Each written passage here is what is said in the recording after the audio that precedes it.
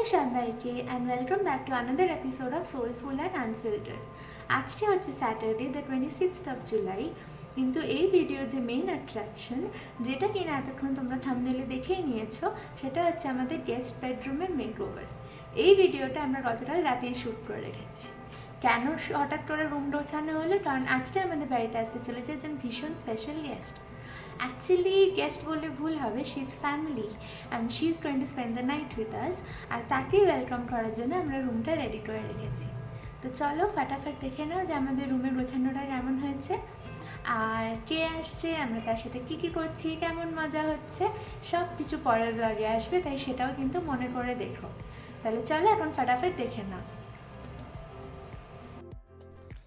আজকে হচ্ছে Friday night, আর এখানে সোমক করছে ডিনার। আজকে আমাদের ডিনারে আছে ক্লাব স্যান্ডউইচ, আর এখানে হচ্ছে আইকনিক একটা মুভি, বলো তো কি?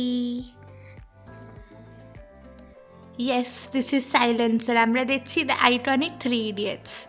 বাট আমি এখন আগে তোমাদের রুম ট্যুরটা দেখিয়ে নিই।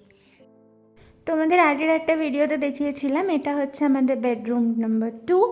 আজকে হচ্ছে টেকনিক্যালি স্যাটারডে, কারণ এখন রাত 1:30 বাজে, সো শনিবার শুরু হয়ে গেছে। আমাদের বাড়িতে আজকে আসছে একজন ভীষণ স্পেশাল গেস্ট, তো তার জন্য আমরা এতক্ষণ ধরে এই রুমটা রেডি করলাম। তো চলো তাহলে এবার তোমাদের দেখাই। তো এটা হচ্ছে আমাদের বেডরুম নাম্বার 2, যেখানে আমাদের বাড়ির থেকে কেউ এলে তারা থাকবে। নর্মাল বাল্বের আলো বা টিউবের আলো ছাড়া আমরা ঘরটাকে এরমভাবে সাজিয়েছি, তোমাদের এরপর ডিটেলসে দেখাচ্ছি। তো ঘরে ঢুকেই আমার বাঁ হাতে হচ্ছে এই একটা ড্রেসিং টেবিল, ওপরে লফট আছে, আর এখানে হচ্ছে ড্রেসিং টেবিল।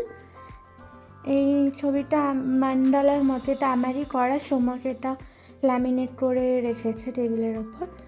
আর এখানে আছে কাবার্ড, এখানে যারা আসবে তাদের যদি কিছু জিনিসপত্র অবভিয়াসলি থাকবে রাখার, সো এটা তাদের জন্য। আর এর পাশে একটা উইন্ডো আছে, এর পাশের ভিউটাও খুব সুন্দর, কিন্তু এখন তো রাত হয়ে গেছে, তোমাদের খুব ভালো করে কিছুই দেখাতে পারবো না।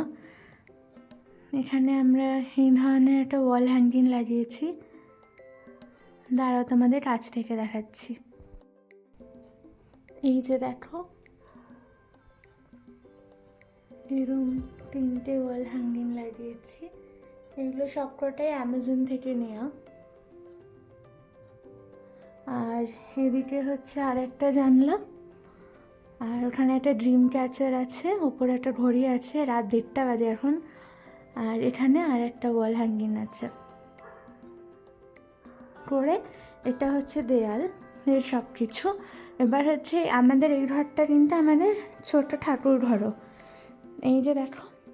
আচ্ছা, এবার আমি রুমের আলোটা জ্বালিয়ে নিই, তারপর দেখাচ্ছি।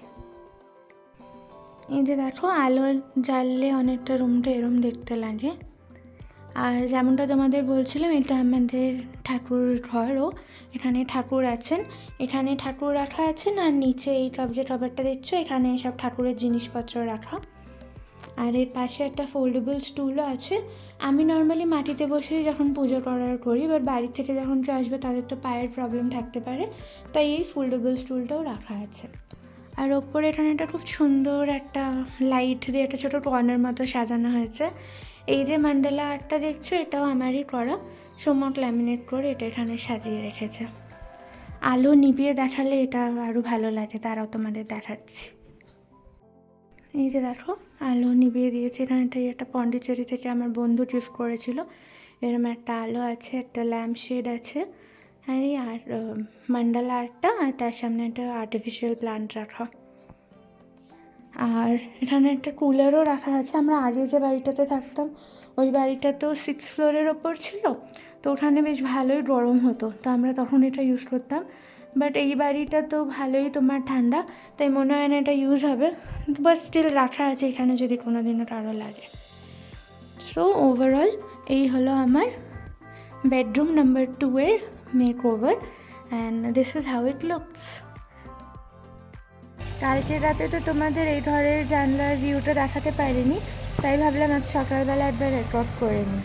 দেখো, এটা হচ্ছে এই ঘরের জানলার ভিউটা, পেছন দিকটা পুরোটাই খোলা, সেজন্য খুব ভালো হাওয়াও আসে এদিক দিয়ে। প্লাস সকালবেলা এখানে চুপচাপ দাঁড়িয়ে দেখতেও ভালো লাগে।